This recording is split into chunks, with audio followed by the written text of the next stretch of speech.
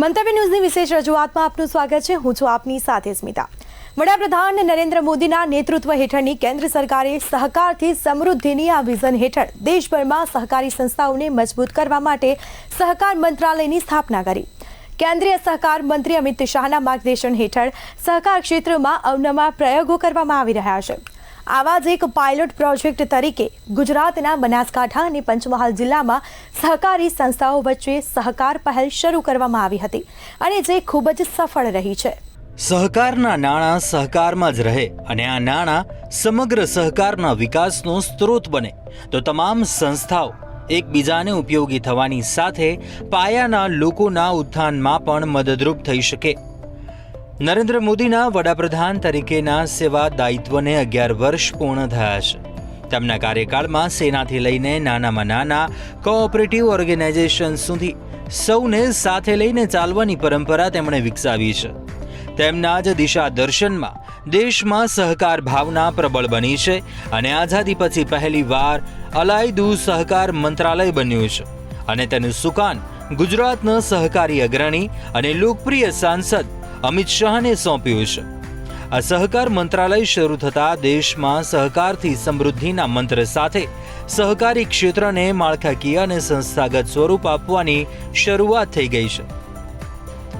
સહકાર ક્ષેત્રની આ નોંધપાત્ર સિદ્ધિ અંગે મજબૂત સહકારી ક્ષેત્ર વિકસિત ગુજરાતના પાયામાં મજબૂત આધારસ્તંભ સાબિત થઈ શકે છે, જે વડાપ્રધાન નરેન્દ્ર મોદીના વિઝન વિકસિત ભારત @2047 ને સાકાર કરવામાં મદદરૂપ સાબિત થશે।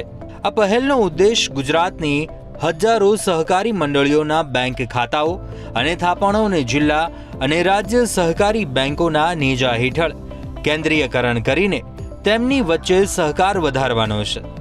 આમાં વિવિધ કોમર્શિયલ બેંકોમાં કાર્યરત સહકારી સંસ્થાઓ અને તેમના સભ્યોના વર્તમાન બેંક ખાતાઓને એકીકૃત કરવામાં આવ્યા છે અને કેન્દ્રીયકૃત જિલ્લા સહકારી બેંક રાજ્ય સહકારી બેંક હેઠળ લાવવામાં આવ્યા છે।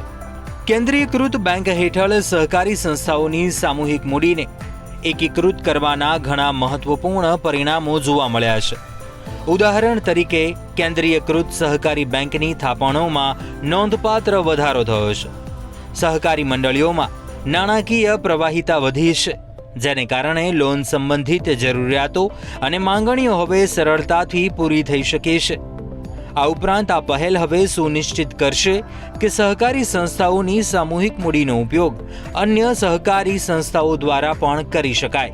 બનાસકાંઠા અને પંચમહાલમાં સફળ રહ્યો સહકારી સંસ્થાઓ વચ્ચે સહકાર પાયલોટ પ્રોજેક્ટ જૂન 2023 અને જાન્યુઆરી 2024ની વચ્ચે ગુજરાતે કેન્દ્રીય ગૃહ અને સહકાર મંત્રી અમિત શાહની પરિકલ્પનાને અનુસરતા બનાસકાંઠા અને પંચમહાલ જિલ્લામાં સહકારી સંસ્થાઓ વચ્ચે સહકાર પહેલ શરૂ કરી હતી।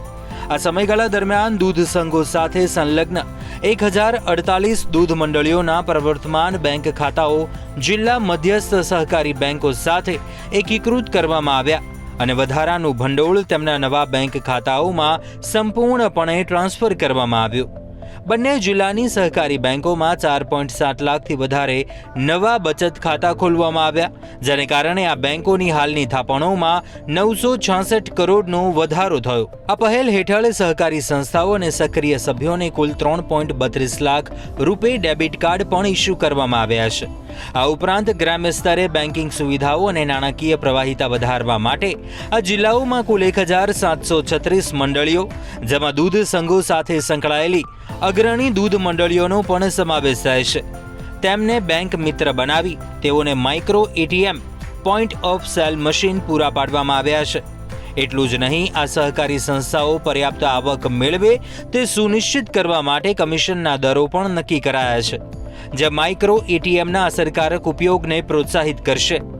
આ પહેલ હેઠળ સભ્યો દ્વારા નાણાકીય સેવાઓ મેળવવામાં આવતા પડકારોને ધ્યાનમાં રાખીને સહકારી મંડળીઓ સાથે સંકળાયેલા 1631થી વધારે કર્મચારીઓને માઇક્રો એટીએમના સંચાલન, રોકડ ઉપાડ અને થાપણો સહિત ડિજિટલ વ્યવહારો ઉપર વિશેષ તાલીમ આપવામાં આવી છે।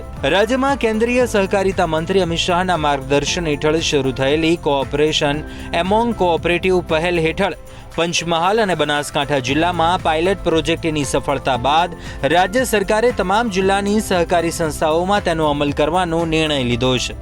સહકાર ક્ષેત્રના વિકાસ માટે રાજ્ય સરકારે સહકારી મંડળીઓના સભાસદ માટે ડિવિડન્ડની મર્યાદા 15% વધારીને 20% સુધી કરી છે.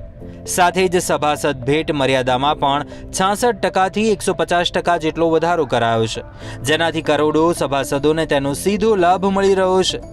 આ પહેલના અમલીકરણ બાદ જિલ્લા સહકારી બેંકો ગ્રામ્ય સ્તરે તેમની સેવાઓનું વિસ્તરણ કરી શકશે અને તે સુનિશ્ચિત કરી શકશે કે ગુજરાતની સહકારી સંસ્થાઓની મૂડી સહકારી સંસ્થાઓ સાથે સંકળાયેલા સભ્યો અને અન્ય સહકારી સંસ્થાઓને નાણાકીય પ્રવૃત્તિ હાથ ધરવામાં ઉપયોગી બને.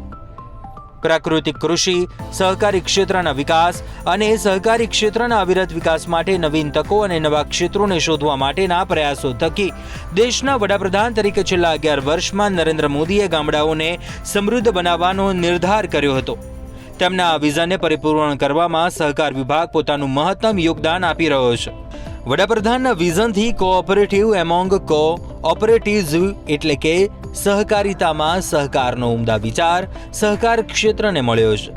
આ વિચારમાં રાજ્યની બધી સહકારી સંસ્થાઓ પોતાના આર્થિક વ્યવહારો સહકારી સંસ્થાઓ સાથે જ કરે. દરેક પ્રાથમિક મંડળી, એપીએમસી, હાઉસિંગ મંડળી, ડેરી વગેરે જેવી તમામ સંસ્થાના બેંક એકાઉન્ટ મધ્યસ્થ સહકારી બેંકમાં હોય, ઉપરાંત ધિરાણ લેવા માટે પણ સહકારી તંત્રનો જ ઉપયોગ થાય એવી પરસ્પર સહકારની ભાવના રહેલી છે. બ્યુરો રિપોર્ટ, મંતવ્ય ન્યૂઝ. મંતવ્ય ન્યૂઝની વિશેષ રજૂઆતમાં બસ આટલું જ. મને આપશો રજા. નમસ્કાર.